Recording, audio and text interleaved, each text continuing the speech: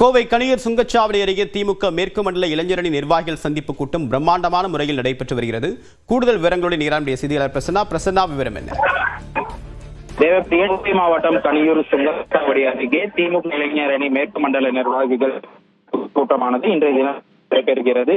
இதில் திமுக இளைஞரணி செயலாளரும் தமிழக துணை முதலமைச்சருமான உதயநிதி ஸ்டாலின் கலந்து கொண்டுள்ளார். முதலில் பொள்ளாச்சியில் நிகழ்ச்சிகளை முடித்துவிட்டு இங்கு வருகை புரிந்த பொழுது வழிநெடுகிலும் திமுக தொண்டர்கள் அவர்களுக்கு ஆதரவு அளித்தனர், உற்சாக வரவேற்பும் அளித்தனர். இந்த மேடையின் நிகழ்ச்சிக்கு வந்த அவர் ரேம்ப் வாக் செய்து அங்கு இருந்த அனைத்து நிர்வாகிகளையும் சந்தித்து தொண்டர்களையும் சந்தித்து கையசைத்து சென்றார். மேலும் இந்த கூட்டத்தில் அமைச்சர்கள் கைல்வெளி செல்வராஜ், மதிவேந்தன் உட்பட பல்வேறு அமைச்சர்களும் முன்னாள் அமைச்சர் செந்தில் பாலாஜி ஆகியோரும் கலந்து கொண்டிருக்கிறார்கள். தற்பொழுது தேர்தல் நெருங்கி வரக்கூடிய நிலையில் திமுகவினர் இதுபோல் பல்வேறு கூட்டங்கள் நடத்தி வருகின்றனர். அதில் முக்கியமாக கோவையில் இன்று நடைபெறக்கூடிய இந்த மேற்கு மண்டல இளைஞரணி கூட்டத்தில் கோவை மட்டுமல்லாமல் கோவை, திருப்பூர், ஈரோடு, நாமக்கல் போன்ற மேற்கு மண்டல மாவட்டங்களை சேர்ந்த அனைத்து நிர்வாகிகளும் வந்திருக்கிறார்கள். சுமார் 70,000க்கும் மேற்பட்டோர் அமரும் வகையில் இருக்கை வசதிகளானது தற்பொழுது ஏற்பாடு செய்யப்பட்டுள்ளது. அனைவருக்கும் குடிநீர் வசதி, சிற்றுண்டி வசதிகளும் செய்யப்பட்டுள்ளன. அதே சமயம் பாதுகாப்பிற்காக இந்த பகுதியில் சுமார் 100க்கும் மேற்பட்ட போலீசார் பாதுகாப்பு பணியில் ஈடுபட்டிருக்கிறார்கள்.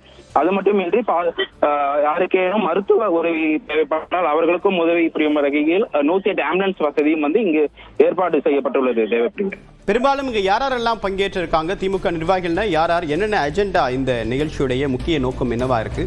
நிகழ்ச்சி எப்போது தொடங்க இருக்கு? பிரசன்னா, நிச்சயமாக தற்போது உதயநிதி ஸ்டாலின் இங்கு வந்துவிட்டால் இன்னும் சற்று நேரத்தில் மேடையில் அவர் உரையாற்றுவார். அது மட்டும் இல்லாமல் இதில் முக்கிய நிர்வாகிகளா என்று பார்த்தோமானால் அமைச்சர்கள் முத்துசாமி, மதிவேந்தன், கைல்வெளி செல்வராஜ் ஆகியோர் கலந்து கொண்டிருக்கிறார்கள். அது மட்டுமின்றி மேற்கு மண்டல திமுக பொறுப்பாளராக நியமிக்கப்பட்டுள்ள செந்தில் பாலாஜி அவர் கலந்து கொண்டிருக்கிறார். அது மட்டுமின்றி அனைத்து நிர்வாகிகளும் இளைஞரணி, மாணவரணி சேர்ந்த அனைத்து முக்கிய நிர்வாகிகளும் இங்கு கலந்து கொண்டிருக்கிறார்கள். இதில் திமுக இளைஞரணியின் சார்பில் மேற்கொள்ளப்பட்ட பல்வேறு சாதனைகள், முன்னெடுப்புகள் பற்றி இவையெல்லாம் பேசப்படும் என்று எதிர்பார்க்கப்படுகிறது.